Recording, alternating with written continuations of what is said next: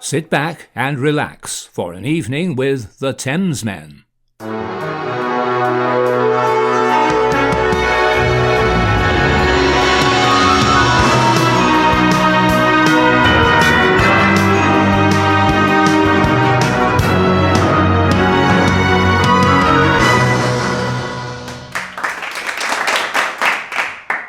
Hello, George. How you doing? I'm all right. How are you? I am good. I'm Australia week. We are into the getting into the next tracks. Australia week 2. Yeah, Australia part deux. Yeah. So thank you, Chris, our secret weapon in Melbourne, Chris, who has put together a list of tracks we would never have heard of if we didn't listen to what he said. So, don't you think we should introduce ourselves to the public? Yeah, please go ahead. My name's Alex, and I'm in San Francisco. I think I'm George. I'm in Los Angeles, and we are the Thamesmen. And you have, as George said, you've hit week 2 of our Australia week. We did week 1, unbelievable, and we got such a good reaction. And we also found tracks we had never heard of. We just couldn't wait to dive into week 2, and here we are. So welcome to day 2. George, what does day 2 bring us? Well, we're now moving into 1969, and the artist is called Russell Morris, and the track is called The Real Thing. And so this is actually kind of interesting. So this is apparently Australia's first psychedelic single. Where the hell would you score acid from in Australia? I'm sure there's some other things that don't necessarily be acid. Well, I know 69 is probably all over the place by then, isn't it? You know, I don't know. But they're probably licking toads or something. Yeah. I'm sure. All right. Some people dodgy from Australia, spider. Anyone 1969, put your comments down there. If you tripped in 69 in Australia, and I read it in the comments, I'm going to pin you at the top for being an OG tripper. That's awesome. Yeah, exactly. If they're still alive, of course, after licking a toad in Australia.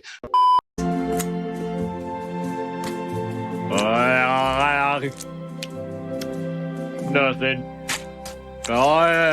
Here we go. Yeah. Huh? What?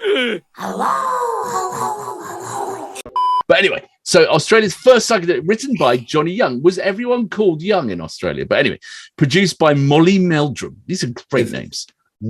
Just one family down there. There was just one. They're all the Youngs. Yeah, Angus Young and Brother Young from Easy Beats. They're all Youngs, you know. Yeah. So anyway, produced by Molly Meldrum, who was Australia's much loved music journalist and presenter of Countdown.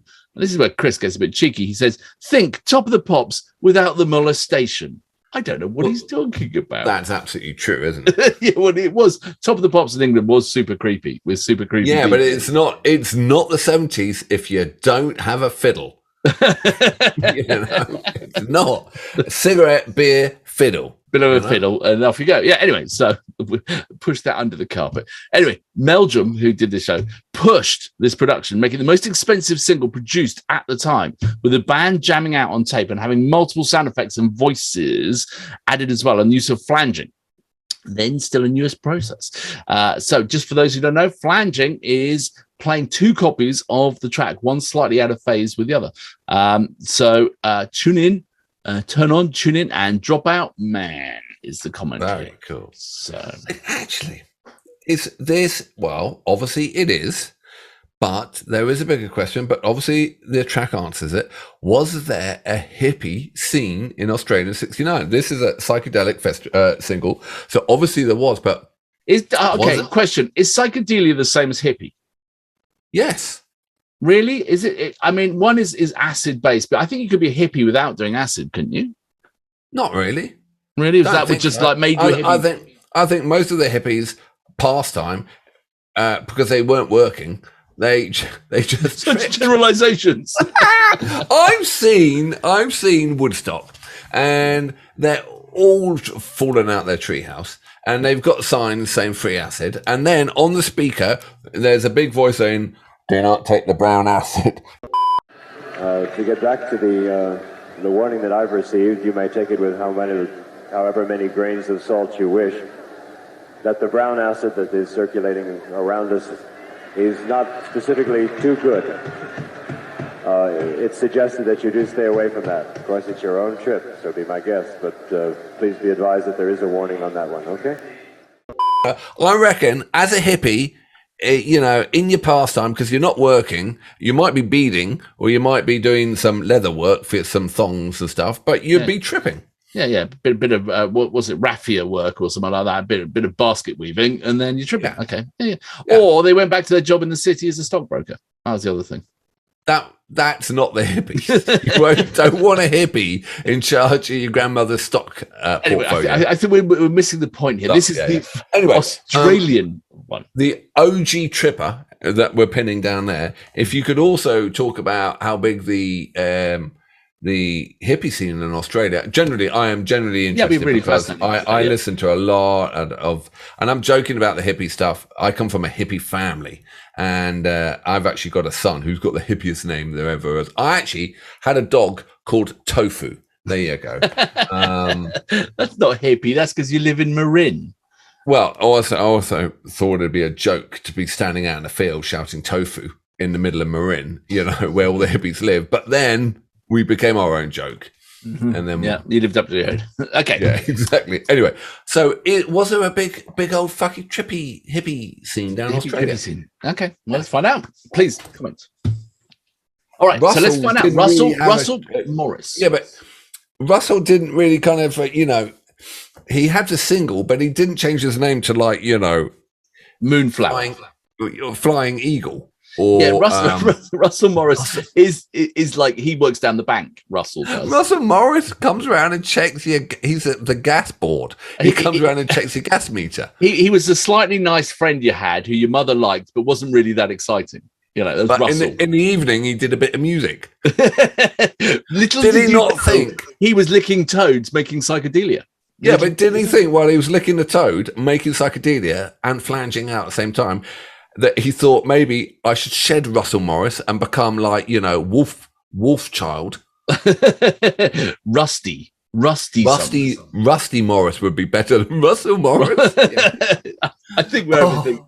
Anyway. Dear me, poor old Russell. There you go. So near, yet so far. Nearly an icon, but didn't have the name. But at least he wasn't a Young, was he? No, or he is a Young, isn't he? No. Written by Johnny Young, different Young. Produced by Molly Meldrum, which I think is a great name. Not a hippie name, but a great name. You think AC/DC look at him, the Young brother, and said, Russell, you're not in the back. Sorry, change your name, mate. Oh, dear. It better be a good track after all this shit. It better be a good track after that. Sorry, Australia. Sorry, Russ. Sorry, if I see the OG tripper at Russell, open brackets, Wolf Mother, close brackets, Child, Morris, Excellent. All right. Are you caffeinated today by any chance? Anyway, are we ready? Russell Morris, the real thing, complete and in stereo. Stereo. 3, 2, 1, go. Now here's probably our most spectacular production effort of the year. I know a lot of you thought it was made on film, but it's a studio effort, and I don't think they used more resources making Cleopatra. Russell Morris and the real thing.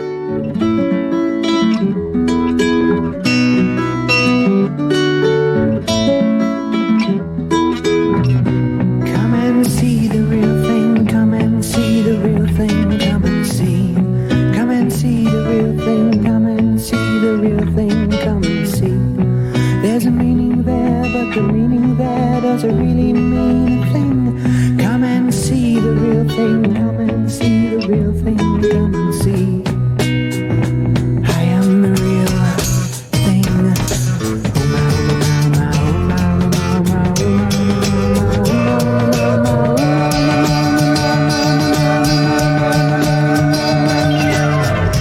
Trying hard to understand, but really not. You're seeing me.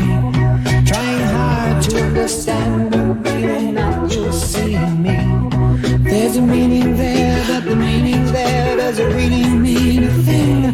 Come and see the real thing. Come and see the real thing. Come and see. I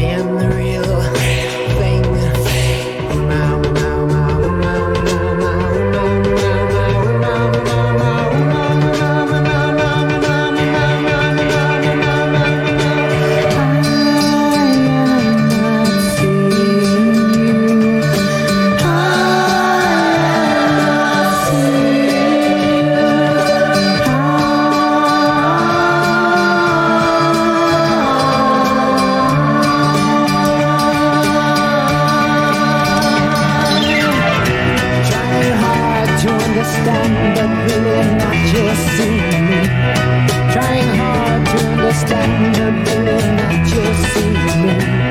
There's a meaning there, but the meaning there doesn't really mean a thing. Come and see the real thing. Come and see the real thing. Come and see. I am the real thing.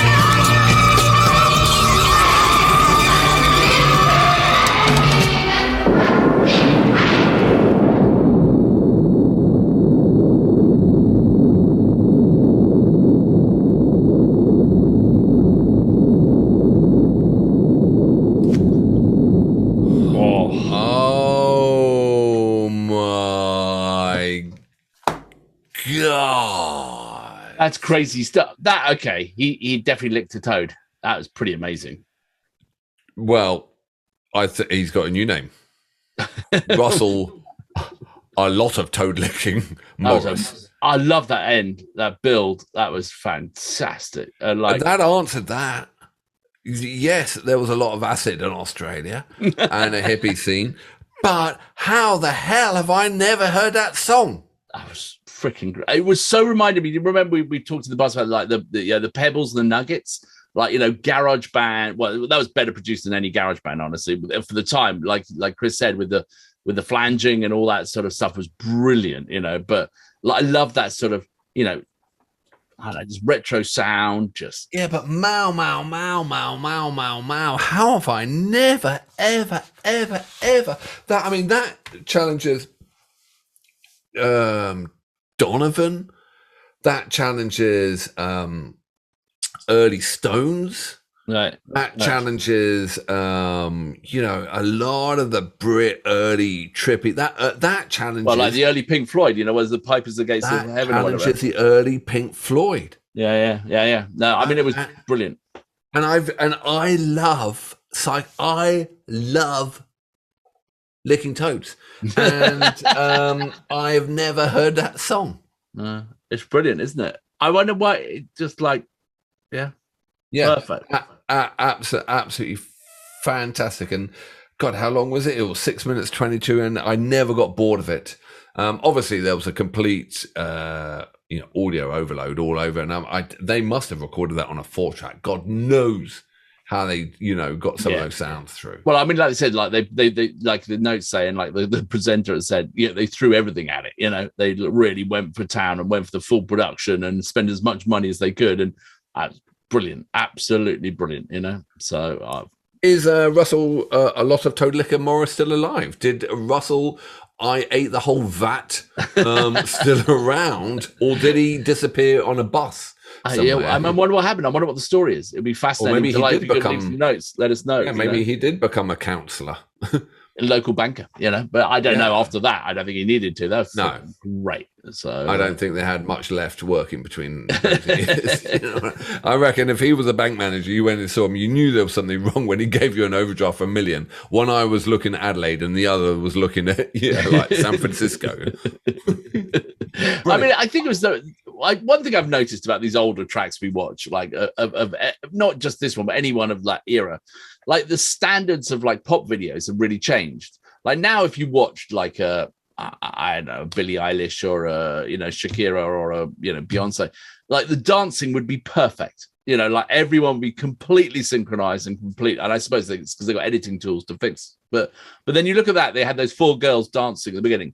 The timing was a little bit, you know, interesting, you know. But I think, like you said in the previous videos about people having learned to dance.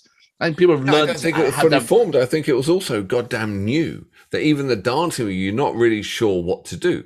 No, but I mean that was a hot mess to dance to. Yeah, but it's also my point was like the production values then, like people would be a little bit looser. You know, now everything's gonna be so perfect. I kind of like it. It's more human to be a little bit off. You know what I mean?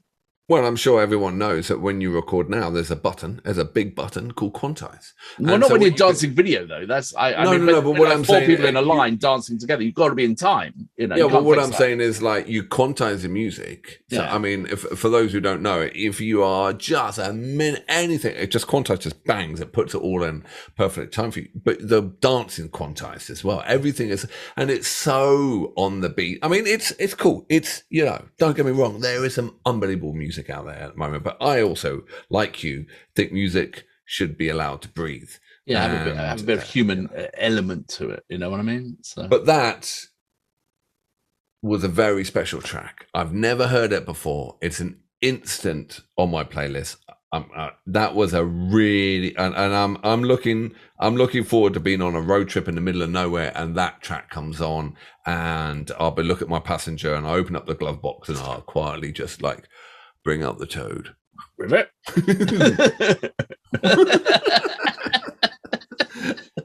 All right, thank you very much. If you want to like and subscribe, we, you know, obviously we're in the middle of Australia week, and so we got more Australian goodness curated by our good friend and our music researcher Chris. Thank you very much for that. Thanks, man. A hand on the heart. I loved it. Absolutely. Awesome. To hear music like this, you guys have got a really good music scene. So like, subscribe. We've got this coming up. We've got Bowie week coming up, which is going to be, and prog week. We've got a lot.